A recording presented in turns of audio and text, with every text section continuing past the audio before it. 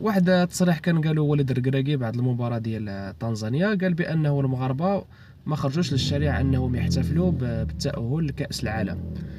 ربما وليد الركراكي اللي ما عارفش هو أن حاليا التأهل لكأس العالم ماشي بحال قبل.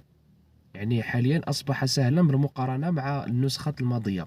ففي هذه النسخة اللي جاية ديال 2026 غادي تتأهل 9 ديال المنتخبات، والمنتخب العاشر غادي يلعب دور الملحق.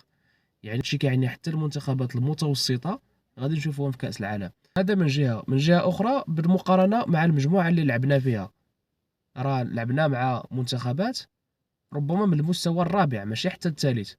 منتخب النيجر مصنف 122 عالميا، منتخب تنزانيا على ما اعتقد مصنف 125، منتخب زامبيا مصنف 85.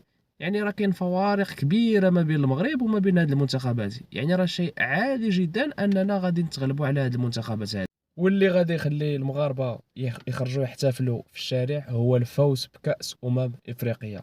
هذه البطوله هذه اللي توفرت لها ظروف كبيره جدا، ظروف اللي ما عمر القاره الافريقيه شافتها.